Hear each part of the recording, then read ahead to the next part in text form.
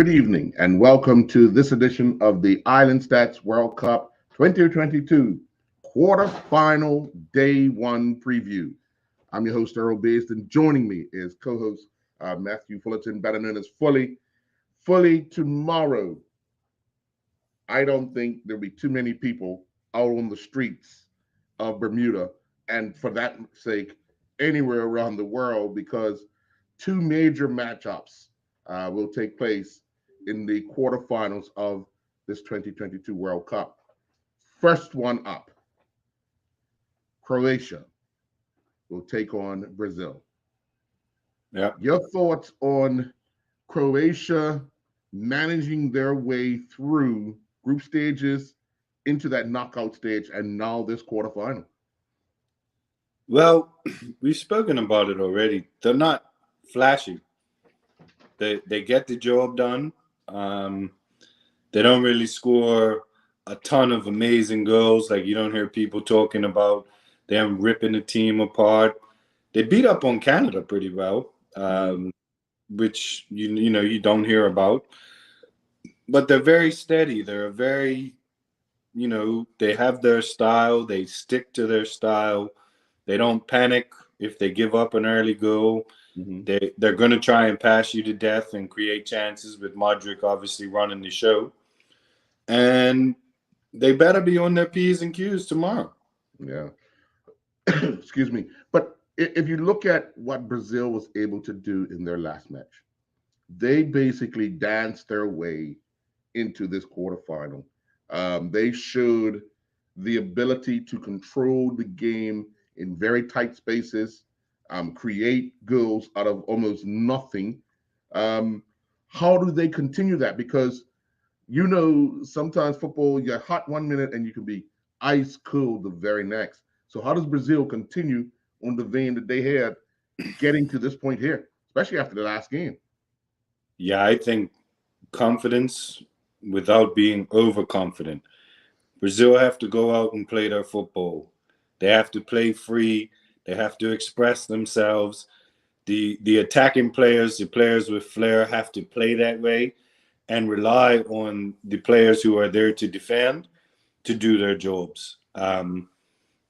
Because the second Brazil get away from expressing themselves and trying to play a different game, they can struggle. And when Brazil struggle, they tend to have results creep up on them that we're not expecting. Sure. And I'm not saying I expect Croatia to beat Brazil, but if Brazil aren't on their A game, Croatia could sneak in there. I mean, I've said it to you before. This is a team that made the World Cup final 4 years ago, and nobody seems to give them the respect of being the runner-up. So they can get to the big dance. They've shown that. I think tomorrow they're going to have to be very good, because that Brazilian side will be very confident. The good thing about that Brazilian side is that they're not just relying on one player to put the ball away. As we noticed their last game, those were coming from all sorts of different players, and I think that bodes well for that attack, because it clearly showed that they are a threat no matter where the ball is on the park, that they can get a goal. Yeah, I think Vinicius scoring was huge. His confidence for the team's confidence. People all question why Richarlison was picked for Brazil before the World Cup. I had numerous conversations, and I said, don't worry about what he's done for Tottenham. Go look at his last 10 games for Brazil. Go, go, go, go, go, go, go, go, go, go, go, go. And what's he done in this World Cup? He scored. Yeah. Is he Ronaldo, the Ronaldo we grew up watching? No. Is he Ronaldinho? No. Is he effective in this Brazilian side? Yes. Very much so, yeah. The man can score goals, and that's all you need to do as a number 9, is put the ball in the net. Yeah. The Brazilian style of football suits him very well. And it's, as you already pointed out, it does work for them. Now, Tottenham need to do some work if they want him to score goals. I don't know if it's them or him, but he doesn't need to score for them. He can get all his goals out at the World Cup. Okay. All right. Then, of course, it's that big match. the afternoon match. That big, big, big. I know you'll be watching on hands and bended knees because it's Yeah. the Netherlands versus Argentina.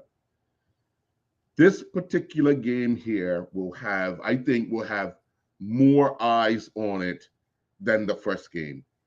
Only because we're talking about two huge football nations known around the world.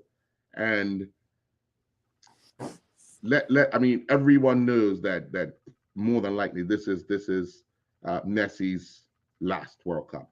Right.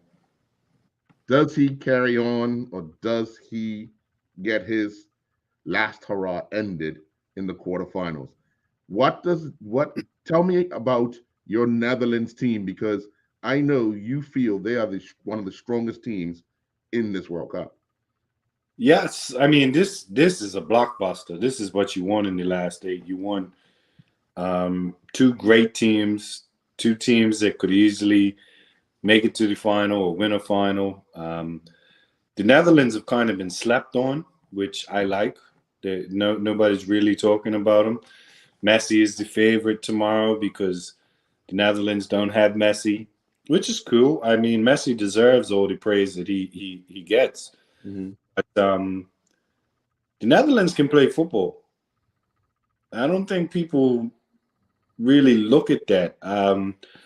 If anybody that knows me knows that every time Frankie de Jong plays, I call him the best. Mm-hmm. That's my nickname for him. Frankie de Jong's the best. The guy is so underrated. He's such a good central midfielder. But the problem lies with the Netherlands in who plays alongside him. Mm. Because Frankie needs a little defensive help. He can't do it all himself. With the ball, he'll control a game. Obviously, they've got two strikers that Depay was slowly eased into this World Cup because he was coming in with an injury.